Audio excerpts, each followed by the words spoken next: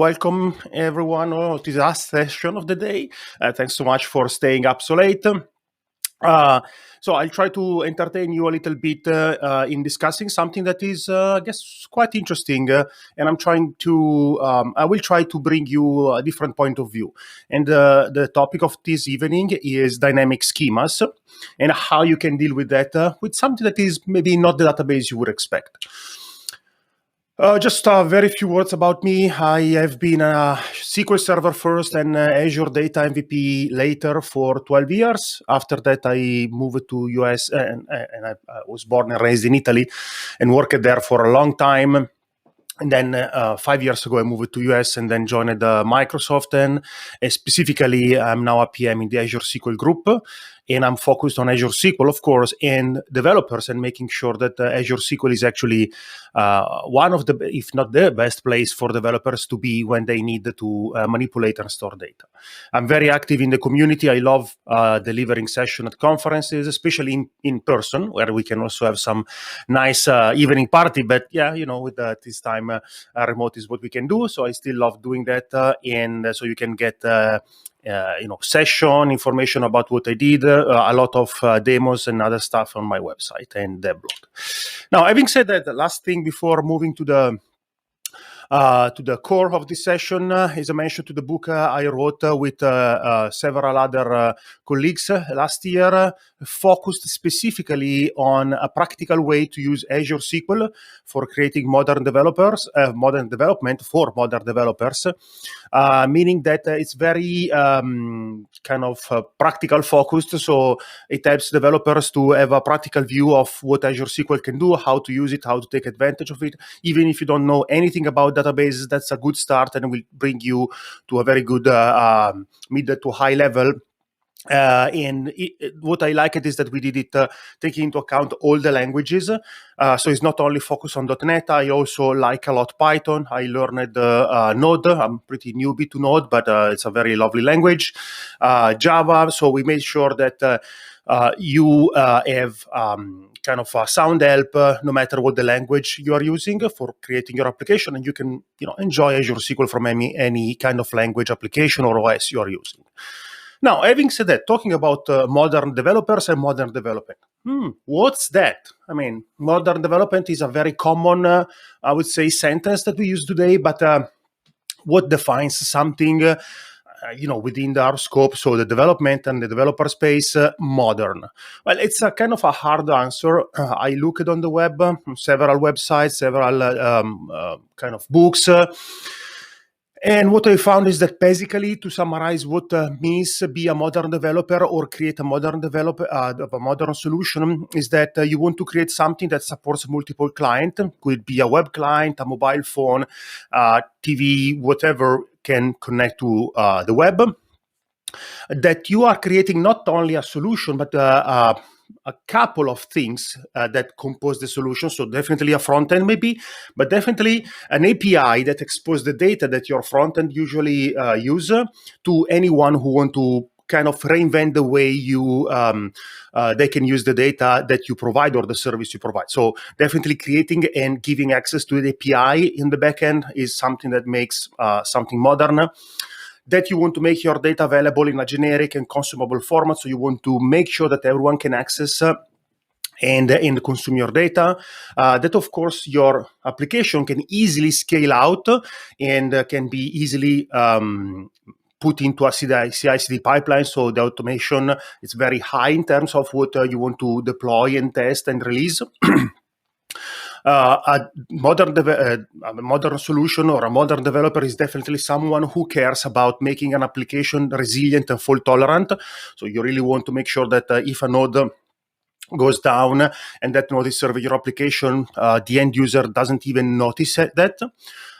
And this is what I like most, that your application and your entire mindset is set so that you don't want to create, the perfect solution right from the first time, because you understand that is impossible. But you want to create a solution that is very easy to evolve and improve over time, because doing that, you can basically improve the solution following the feedback of your user. And of course, you want to make it secure and specifically secure from the ground up. Now, especially on the evolution part, we will be discussing today, but in general, today we'll be focusing on 3 of these things.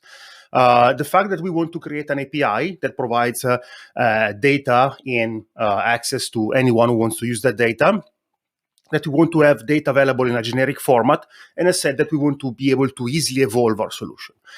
And if we think about the architecture that we typically put in place when we want to create such kind of solution, you have a UI or a client, and not necessarily with a user interface, can even be just a console application, curl.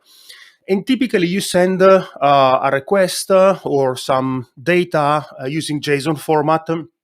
Your backend API take that JSON format, manipulates in some way, and then you have to send it to database. Now, since there are some challenges in, I would say, taking that JSON data that may have any format and send it to the database, I would say now quite a good amount of years ago, the entire NoSQL movement started trying to bring much needed flexibility to this space, because on one side you have JSON that is super flexible, on the other side you had relational database typically that are the opposite of, or were the opposite of flexible.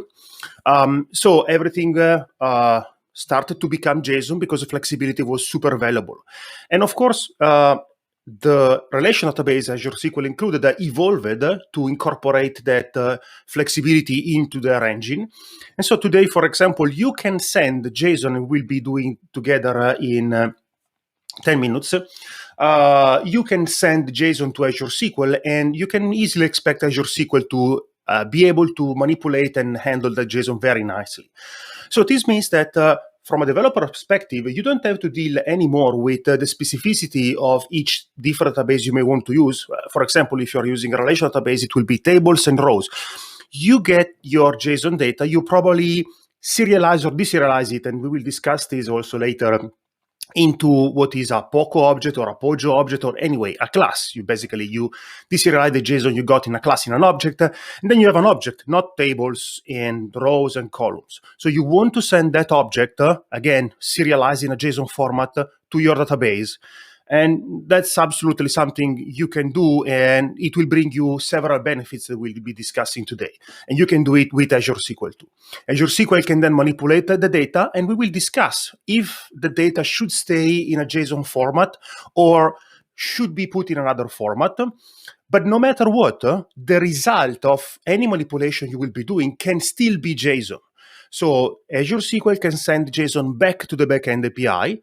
The backend API at that point, it doesn't really need to deal with tables and rows and columns and other stuff. It's just JSON. So you can take whatever has been sent back by Azure SQL, deserialize it into an object if you want, do whatever you need to do, and then send it back to the client UI, usually again as JSON, because that's how we create application today, and how the different layer, the different microservices communicates with each other. So this means that using JSON as a mean to transfer data between different services or different layer is definitely something that will simplify your life. And I would say it doesn't really pose any big performance issue unless you are really looking for extreme performance. And so it's probably a good way to start to think about architecting your application. So using JSON as a way to communicate between the different layers, the different services. Now, having said that we want to use JSON, one of the main value of JSON was that when it was introduced and thus the NoSQL and all the NoSQL databases, that they basically promised the ability to be schemaless, which means actually that you don't care about the schema, or even better, you can send anything you want, because let's say today you have a data in a certain format, but then of course you want to evolve your application and the formats need to change. So you don't want to do anything else except changing the format you have. And basically you are wishing and hoping that all these steps here will automatically handle nicely that change you have made, right? So that's why at some point, we started to look at the schemaless idea. Now, schemaless, it's really something that, for me, doesn't really make sense. Because there is no thing as such schemaless. It's a contradiction.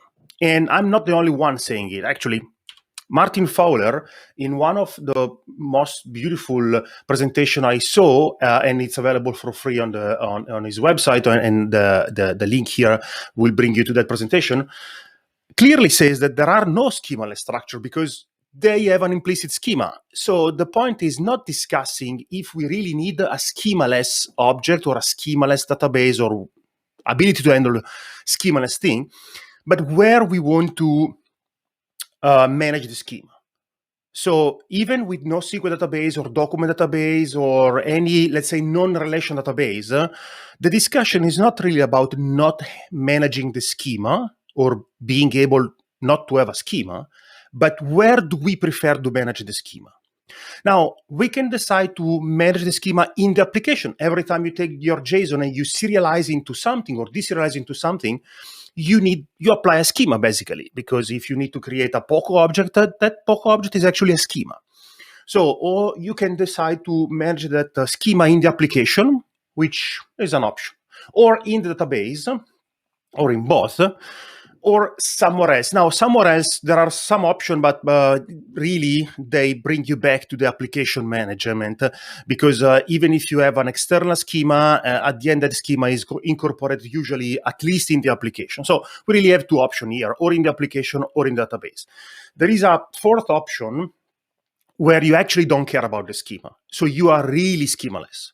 Now, this means that your application can nicely handle any unknown property that were defined, that can be defined after the application has been compiled and released.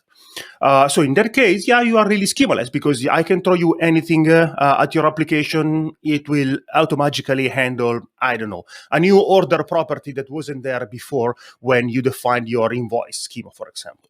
And that is super complex, super complex. I would say 99% of the time you don't need to really manage a fully schemaless solution. So we are really in one of the two options, or we are managing the schema in the application or in the database. There is literally no other option here.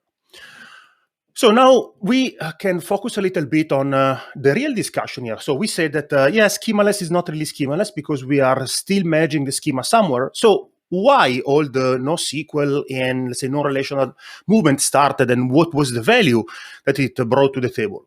Well, the real value of all discussion was that it's not that we don't need a schema, but that we need a schema that is easy to be changed and evolved. That's the key point, because what we are saying is that I may be starting with a schema that has a certain shape, and over time, due to the fact that I will evolve my application, as I said at the beginning, in a modern fashion, my schema needs to change to reflect the new data or the new entity I need to manage, right? So we want to be able to make sure that every time we need to change something at the schema level, well, maybe we don't have to update database and deploy the application and do, I don't know how many other things that normally would be required if we put, as we did in the past, a schema in the application, a schema in database, and then also schema in the middle when we are sending and receiving data. So the idea is that we really want to be able to dynamically change a schema anytime we need it without impacting too much or even not at all our ability or the need to actually deploy and rebuild and recompile, test, and go through all the steps my application. I want to be agile, right? So I need to be able to change things as I see fit. Of course, flexibility is really the key point here, because what I basically just described, the need to be super flexible, and that's absolutely a key point for modern application. Of course, we cannot only be flexible. Being flexible is great, but what about performance? We also want to have decent, if not great, performance. And maybe once we store data into a database, then at some point we start to need to do some reporting like queries or analytical queries, so we need to aggregate data. So we want to store the data into a database that, yes, it's flexible, but also help us when we just need to do an aggregation. And of course, security, we want to be able to make sure that the data in our database is secured, and only those people who has the right permission can access the database or the data or run some certain query.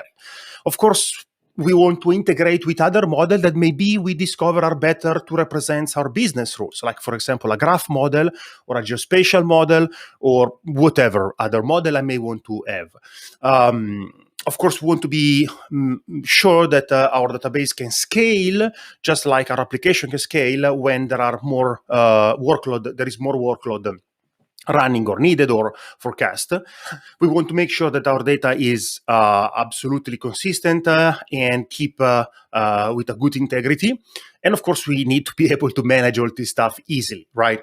So for that reason, the ability to have a database like Azure SQL that provides everything I just said: scalability, security, super high performance, concurrency, isolability, and anything that I mentioned implicitly or not, is in the Azure SQL database. Well, if we add and the ability to support Json, which will definitely help to make Azure SQL way more flexible, then we really have amazing database that can serve us for, I would say, 99% of the use cases. Because Azure SQL natively supports Json, so this means that we can easily handle Json, and I will show you how in any format we want. And Json is actually, even if we don't want to save data as Json, because we prefer maybe to have performance over flexibility, we still can use Json as a way to send data from the backend to database and back, so that we at least gain a little bit of flexibility. And I will show you, we don't necessarily have to recompile the application, for example, when we want to change some data in database. Of course, we can also use Json to be stored Json itself in database in the case we really need to be super flexible, and we will also see that too. And in general, once we do that, and why we want to do that, maybe like over using other, let's say, JSON-focused database, non-relational typically, well, because the relational engine is really 30 years old almost, and it can do a lot of optimization based on the fact that for example, the query optimizer in Azure SQL does know how many data you have in each table and how it's distributed, so it can take advantage of that information. Can use JSON with other features, like you can use JSON with a graph model. You can use JSON with a column index, column store index. You can use JSON with ledger table. You can use JSON in an in-memory table where you don't have locks. You can encrypt the table. You can aggregate data over JSON. You can do everything you want. So you still have all the flexibility you need. It's integrated with all the other features you may need. Not now, but we say that our modern application is modern because it's able to evolve. So the more feature we have at our hand, the better will be for us, because we don't know how the application will evolve. So the more feature we will have, the better chance will be that we will find what we need inside database already, without having to export data, integrate that data with maybe another database, and then figure out how to keep the data in sync, which is a super complex problem. So having everything inside a single database engine not only brings better performance, but also alleviates all the issues that we would have the moment we take the data and put it outside into another system or another database. So that's why I think Azure SQL is really a great database for also dealing with, let's say, non-relational data. And to do that, we have three options, and we will be seeing all these three in detail in a few minutes. Let's say we want to store some data, and we know that that data will change the shape over time, the schema will change. So we can still use a classic table. Classic table means the usual table with rows and columns, declared upfront. And we can still use that, still be flexible enough, and we just use JSON as a way to move data from the backend to the database, again, to be just flexible enough so that any change doesn't necessarily require a recompilation and a redeployment of my application. Or you can use a hybrid table where you have some columns that are classic relational column and another column that contains JSON that basically represent whatever we don't know upfront, and we want to be able to change without literally even touching the database definition.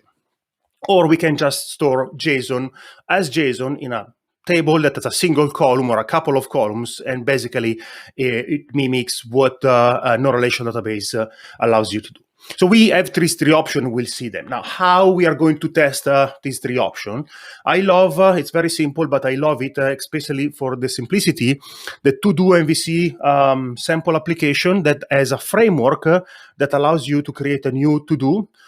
It generates a JSON and send it to somewhere. That somewhere, it's a backend that can be in any language, because it just need to manage JSON, and there is a to-do backend application that allows you to choose which language, which backend database you want to use to store the to-do. And this is basically data flow. You have a to-do, you create your to-do, some JSON is generated and sent to the backend API. The backend API do something, very little in this case, because there is not much to do. And in our case, I want to send the JSON to SQL as JSON. SQL will store it in some way, we'll see that. Then what I want is that the JSON will be sent out from SQL Server or Azure SQL, so that I can still have all the agility of JSON and the simplicity of dealing JSON in my API, and my API will actually send back the requested JSON from the client to the client, so that it can properly display the to-do. Basically, it is a Jamstack application, very easy. But the interesting thing is that that application at some point will add a new property, a new requirement. So we need to change the schema. We need to support the order option that enables us to put the to-do in a priority order, right? So how do we do that? That's very interesting, and I think this is a good demo to start and discuss. So this demo is available on GitHub, absolutely, and it's very easy. It's a web application that basically allows you to create, it helps you to create three tables. And so let's go and take a look at the first one. So we said that the JSON is very simple. So we just want to save basically the to-do, which is a title, and if it's done or not, so a bit flag, and in future something else. So here I can start from the first classic approach. So just a table. So let me create everything, and then we can comment together how it look like. And let me take some sample values here. Here we go. So what I did is basically I created a table called to-do classic that it's super easy. It has an ID to represent, of course, each to-do, the to-do description or title, and if it has been completed or not. Now, this is how my table look like from the database perspective. But as a developer, I don't want to deal with a table like a table. I want to deal with it like if it was JSON something, right? So I've created a storage procedure that will be used when the post verb is invoked in my API, that basically will send just JSON. So if I send the JSON that is actually the same JSON that the UI will send back to me, I just have to specify the title and maybe if it's completed or not, but both will actually work perfectly and will insert data into my table, right?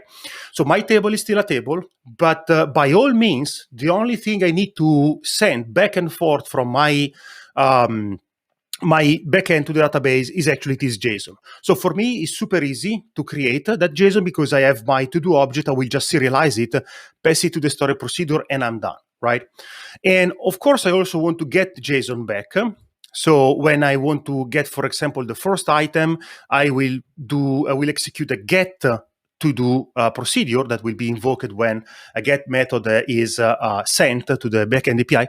And as you can see, I will have a full JSON with the ID, the title, and completed, which are at least the three properties that are needed in order for my client to work. And as you can see now, it's basically the client is a little bit defining the schema here because it says I need to have the ID, the title, and the completed property, which in this case, completed is optional. To work correctly. If you put any other property, I don't know how to deal it. I will not display it, right?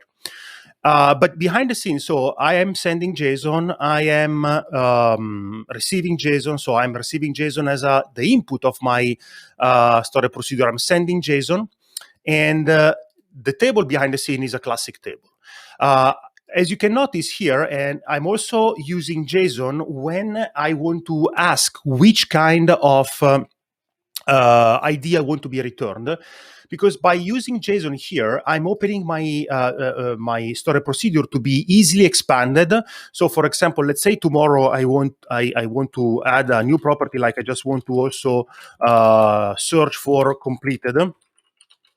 I only want to search for the completed equal true option. Of course, this doesn't work here, but this means that I don't have to change the signature of my storage procedure. I just have to change the body of my storage procedure and start to manipulate and manage the completed property. But I don't have to change the signature. This means that I don't have to change the way my application send data to my storage procedure, which means I don't have to recompile and redeploy my application. So using JSON as a way to pass data back and forth, it's something that will definitely help us to be more flexible and minimize the need to recompile everything. And also this helps in the moment I want to send not only one result back, so I don't want only to have one single ID, but I need to have maybe more than one. So I can even pass parameters, arrays here, and that would work nicely. You see, now I have the result that returns both.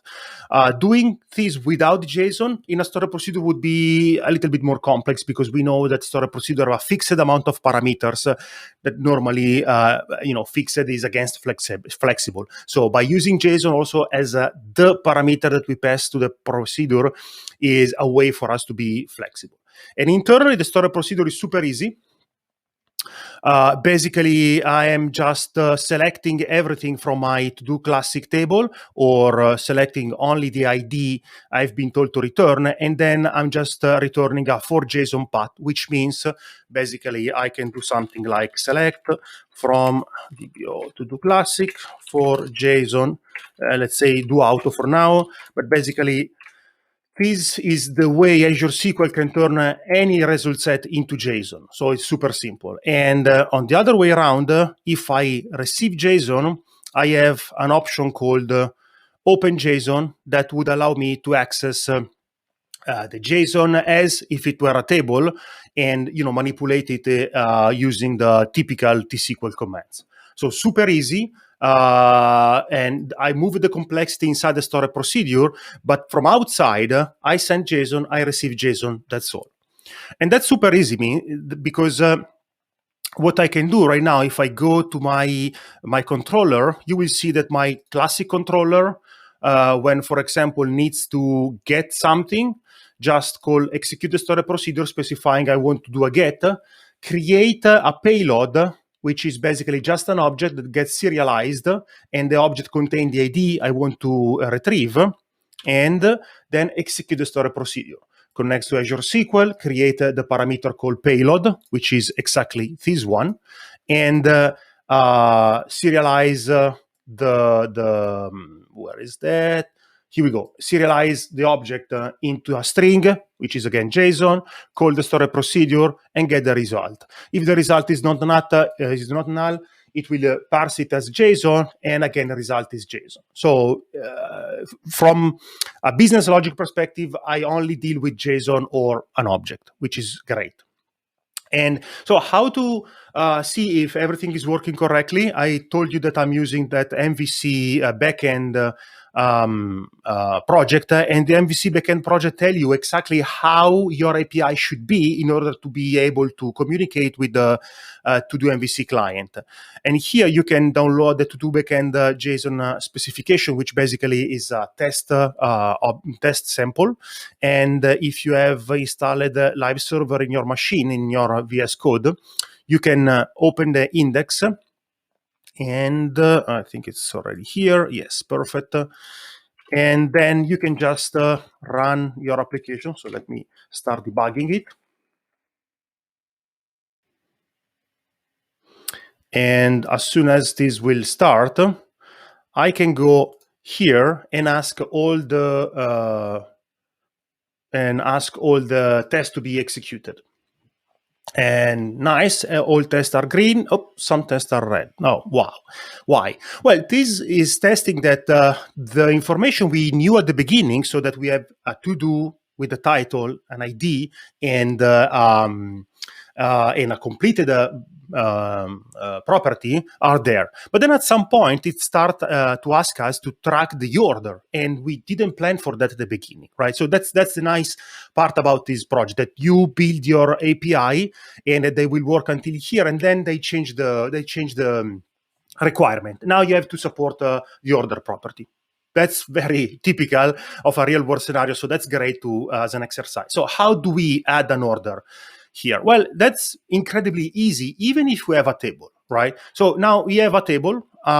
This one, I just want to add an order here. And please notice that since I'm always using JSON to send the data to store a procedure, even if I add a new property, a new column here, since I'm returning everything using the for JSON clause, whatever I will add, it will be automatically added to the JSON. So again, this means that I don't have to recompile and redeploy my application in order to deal with it, right? Because the signature will not change of the storage procedure. I will just return some JSON with an additional field. And here I'm just dealing with JSON for now. I've decided for that specific case not to deserialize JSON into a POCO object that anyway I have here. So if I want, I could actually take the JSON and serialize into that. But here I'm already using the database as a way to enforce a schema. So I decided in my application I don't need to also enforce a schema by applying a cast to a to-do object into the application itself. I decided that my schema is enforced by database. And let's see what happened right now. So my application is still working. Let me do these changes, and I will quickly go over the changes. But as you can see, they are somehow simple. I just alter my table and add a new column. And some of you may expect that this is going to take a while. And of course, not now, because the table is almost empty. But you may be thinking, oh yeah, but if I do that in a million rows table, that is going to take forever. Let's see if it's true or not. So I have this sample here, where we can create, let's say, a to-do test table that is similar to what I want to have. And let's remove this for now. And let's add a million rows. It'll just take a few seconds. Perfect. So I have a million rows, okay? Something simple like that. Now here I want to, I was doing another example, but just for the sake of the demo, let's do exactly the same example I will be using in the demo right now, in a few seconds. Let's add a new order column. It's immediate. That's it, on a million table, and it didn't take anything.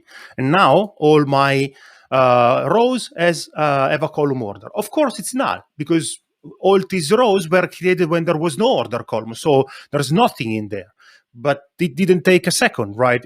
It's really literally what we call a metadata only operation, so it almost doesn't wait at all. So changing the schema of a table is super simple. I can do that pretty easily. And of course, now that I have an order column, I just have to change my storage procedure. But again, I'm not changing the signature, nor input nor output parameter. So input will always be the JSON payload, output will always be a JSON output.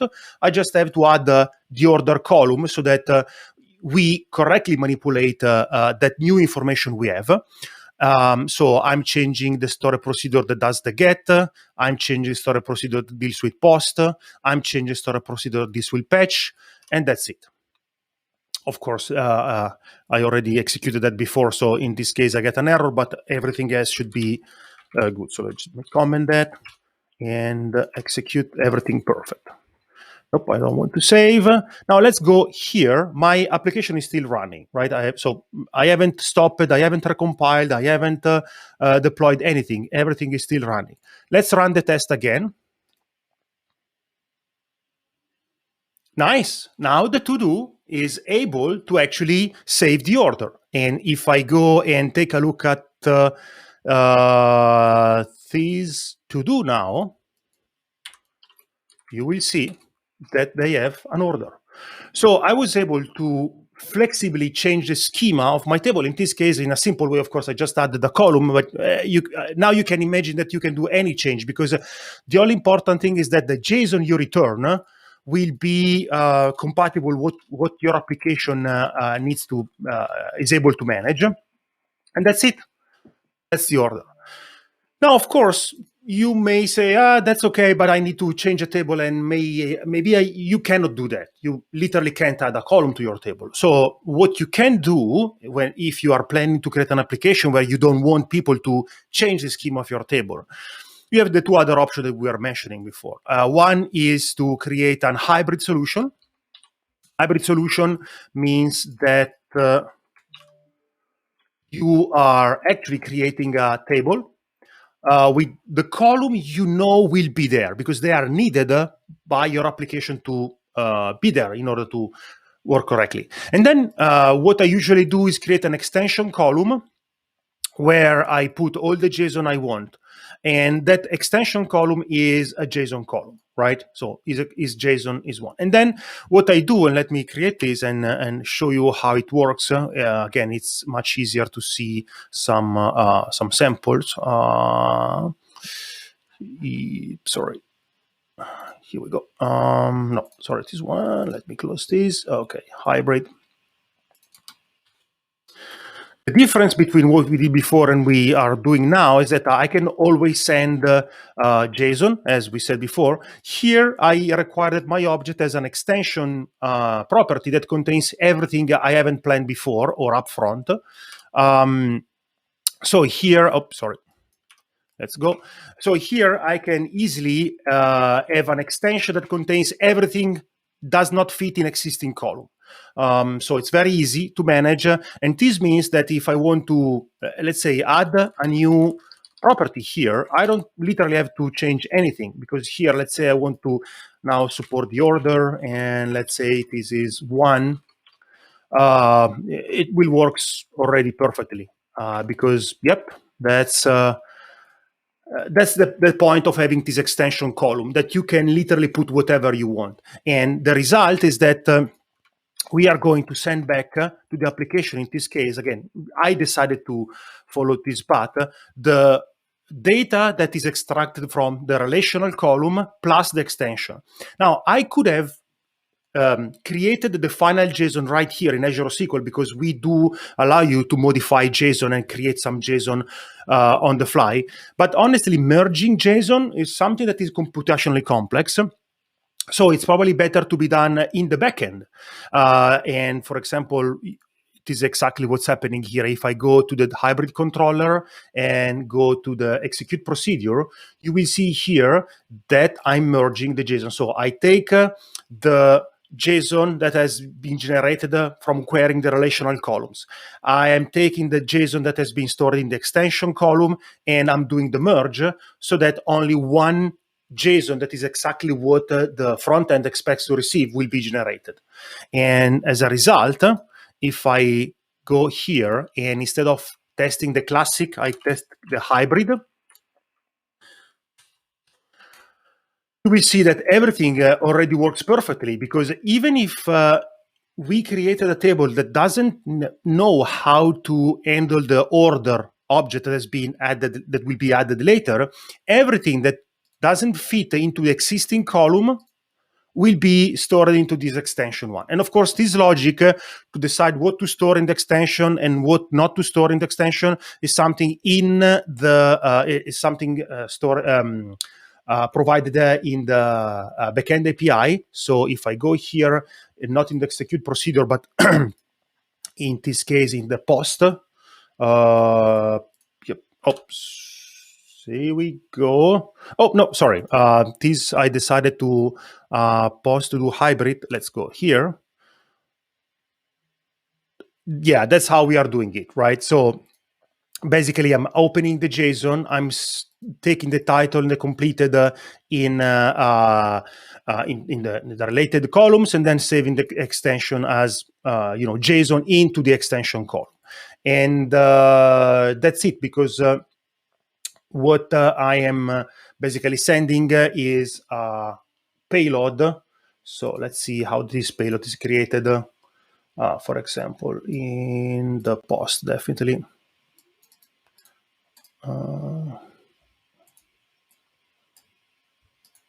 Here we go. No, this is, what is the post? Here.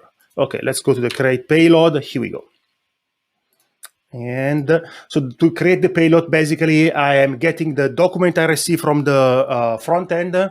I create something that I know is compatible with the database I've created. So basically, everything doesn't have this one of this property will be put in the extension.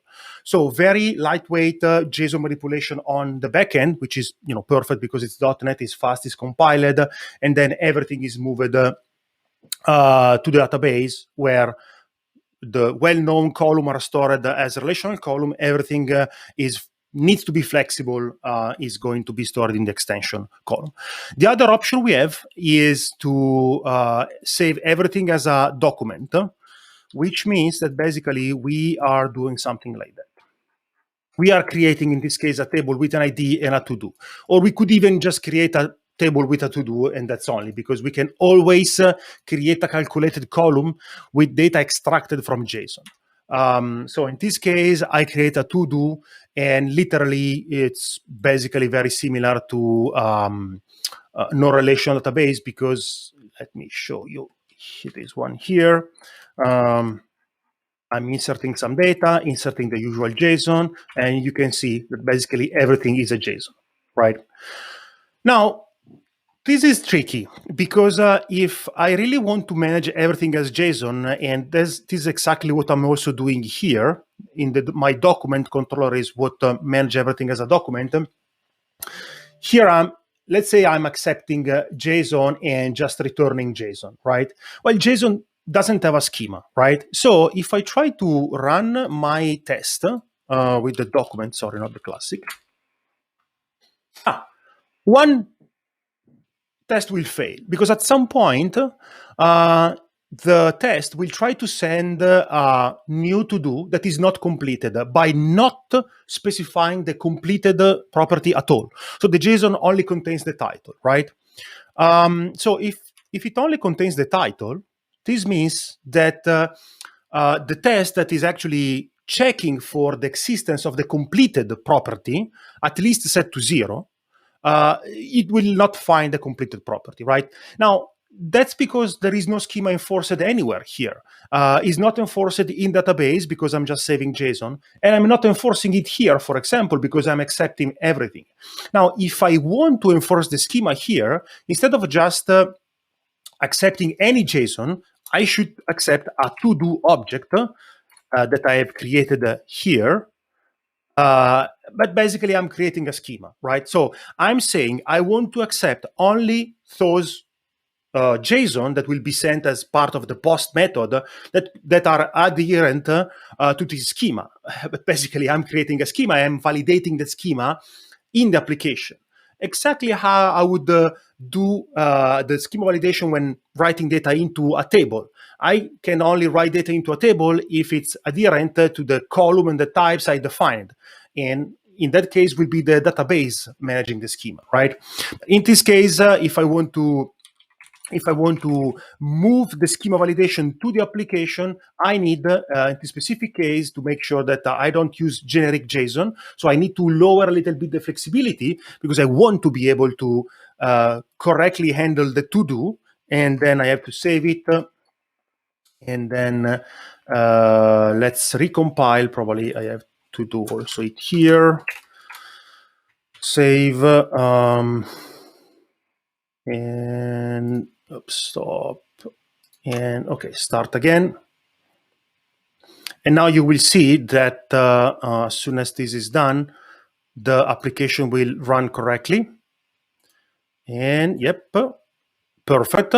And now the title, even if it's will have a completed, even if it's set to false. So we require the schema somewhere, and there is no schemaless thing. It's implicit. It can be in the application, and in that case, every time we change the schema, we need to recompile and redeploy the application. Or it can be in database, and in that case, we may create the application so it doesn't need to be recompiled and recreated. Or it can be something both, depending on how much flexibility or consistency you want. But with that, I hope I showing you that you can literally do whatever you want in Azure SQL, and you are in control of where you want to validate the schema. Application or database or a bit of both, or nothing if you really want to be super flexible. So just a few minutes before closing, what about performances? Of course, JSON gives us flexibility, right? That's the value. But for example, as a developer, we know that sometimes flexibility is not enough. And when we want performance, we need to apply some schema. And in fact, gRPC is on the rise, and gRPC requires you to have a schema, because when you have a schema, you are basically having metadata, so you can make some assumption on the data and you can do some optimization. Now, having said that, even JSON has a more than a decent performance for the average solution, and you can even bring it very to the extreme.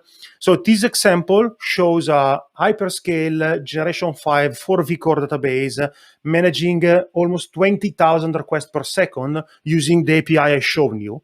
I deployed this on Azure. I had to request a specific exemption to be allowed to do more than some number of requests per second that we are usually allowed to do, in order to make sure that I can show you that it's very easy to reach 20,000 requests per second on database using the storage procedure I show you using JSON. Of course, then it depends how complex is your database, your schema, how many tables you have to update, but that's on a 4-core. And hyperscale or Azure SQL can go up to 80 core. So you can imagine how far this can go. To wrap up, if you want to test this yourself, you have 2 links here. The second link is exactly this example. The first one is a link to an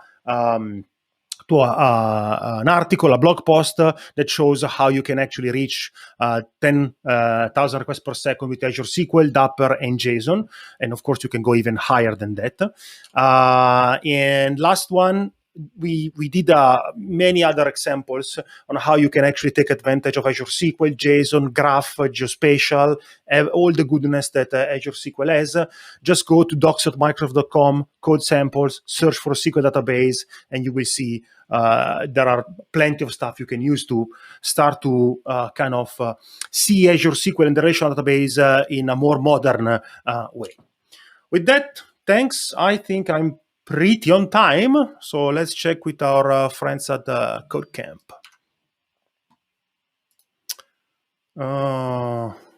Yeah, here you go. How was that? Was brilliant. Thank you very much. Cool. Thank you so much. Yeah, let's continue the conversation about the performance. Yeah. Because gRPC is on the rise, and it's going to help. But how about the database performance itself? I'm asking this because I'm in a real pain with some projects having a lot of JSON files. I would say stuck into the database, but they are indeed it's an entire object model in there. It's huge set of JSON files and just cram it into one row, I guess. Exactly. Yeah. So you've got an ID and then you've got a payload. So it really hurts when I hear this payload word nowadays. No, of course. So of course it but there need to be a common sense. If you put 2 GB of JSON in a single row, even if you put an index, still it's going to be let's say not the best schema, right? Not the best structuring of your data. But having said that, you can create a full text search on JSON if you need to search for a specific object. You can create an index. You can do something like that. Let me share my screen again. That's I think it's pretty interesting. Here we go. So, for example, you can do something, sample values here. Let me take the full document. Just a second, it's not... oh, it's not sharing? Yet. Okay. Yeah, it's not, I don't see it, so I can put it live. Sorry, yep. All right. You should be able. Now Okay. it's on. So let's say we start from this document table I created. Now let's say that for some reason you don't even want to have the ID here. I'm just making things a little bit more complex for myself. So let's create this new. There is already one. Okay, so let me do drop table and that. Okay. Okay, let me just create this table. Nice. Now, let's say that I don't even want to have the ID here. I literally want to have just one column called to do, and that's it. So let me do that, drop the column. So that is probably I would say the simplest modeling I can think of. Now, what you can do is actually, let's say instead that you always search by ID. Right, which is pretty common. So probably you have in your complex scenario some properties that are always searched, because, right? I mean, I guess that's the case, because otherwise it will be completely a full text search if you literally don't know what is going to be searched. Right? So if you don't know what is going to be searched, you need to index everything, which of course has the side effect that your index will be super huge and probably 99% of the time unused. But you don't know, so you can avoid that, right? But if you do know that there are some properties that are always queried, for example, let's say the ID here, I can extract the column, the property as a column, for example. Now this column is actually this value here, and they're always kept in sync. Now, I want to speed up the search on this column. Well, that's easy. Let's create a unique index over that. Here you go. Now, if I search on this index, on this column, the engine will be able to take advantage of the index. And everything will still work nicely. So I can still just insert my ID in my document, and my ID 987 will be here. And I can still search for it, doing something like where B equal 987. And that will do an index seek. So depending on the scenario, you may want to promote, let's say, that some properties to be columns. In other case, you may want to instead say, okay, I just need to go full text because some customer want to search for a property that I don't know upfront because they can create their own schema. So that's it. But the perils of that is that literally you will end up indexing everything, which some NoSQL database started on that road. Almost everyone changed their mind because at some point become very inefficient, both from cost and maintenance perspective. So, yep. But full text is something you can use on Azure SQL on a JSON column. And then we are improving JSON support. So we are working on making it better and better, of course. So expect some news in the next year, hopefully. Excellent. I was thinking of the fact that what I've learned along the way is that using JSON columns, it's not really helpful when you need the statistics, because yes, of course. So so it has, but of course it's so flexible that they are basically not useful. So that's the key point, right? JSON is all about flexibility. Flexibility comes with some shortcomings. Now, it's up to developer to balance. And I guess that what I like about Azure SQL is that you can choose where you want to move the slider. Do you want to be super flexible? Fine. Do you need to be less flexible but more performant? You can also do that. So I like it because it's not black or white. You can literally choose where you want to be in that slide. And for example, if you need to have a better performance on aggregation, you can do exactly what I did before, but instead of creating a row index, you can create a column store, which will make aggregation over column store super fast, like blazing fast. But again, not everyone needs that. But if I have to tell every developer what they should take away from this session is start to use JSON as a way to send data back and forth from Azure SQL, because that will simplify your application like tenfold. Because you don't have to, for example, literally with Python and Node, handling the JSON returned by SQL Server is one row. Because with Node is JSON dot, I don't remember what, load, I guess. Python, it's already JSON. So it's super simple. You don't have to, open the row set, iterate over it. These are all things of the past. Just, super fast, super elegant. So I like it. Yeah. So what I would add here, so if you have complex JSON files or structure, and you need to do like joins between different entities, then that's a pain. Yes. So in that case, but that's a good case for promoting a column, right? Because if you need to join, you need to know on which column or property you want to join. So promote the column, create a column, calculate a column using the property from JSON, put an index over it, and you will see that your performance will be like, man, I can't believe.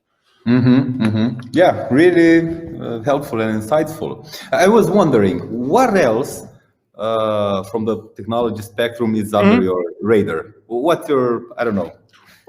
So my PM focus is basically everything that falls under the developer experience for Azure SQL. So, for example, JSON definitely. Other stuff that I hope we'll be able to announce very soon. Okay. But my goal is to make sure that being developer myself, I always wish that Azure SQL has had something, and I'm trying to bring that something to reality. Like, for example, windowing function, something I can say since it's very public from a while, is they are super useful. So what are the other features that we can add to the product so that they can simplify developer life, both in terms of T-SQL code, but also how Azure SQL relates with other product. And unfortunately, I can't say more, but I'm sure you will love what we are doing. It's super exciting. Okay. Just some months. Okay. But as soon as we can, we'll announce it, and it will be, I guess, a huge impact for developers. Yeah, in like 6 weeks, we've got the Ignite sessions, right? And I really can't say anything, but everything is still in progress. But let's say definitely next year there will be some interesting announcements. All right. So what you're actually saying is that if we have the next Codecamp .NET conference in March, for instance, you would be glad to join again and share the latest developments. Yes. Hopefully in March I can talk about something that will probably be more than enough to fill not only a session but more. So definitely I will submit some session again. Excellent. We'll be more than happy to have you back at the Codecamp. Absolutely. What I'm proposing right now is that we close the day together. By thanking all the speakers, all the entire audience,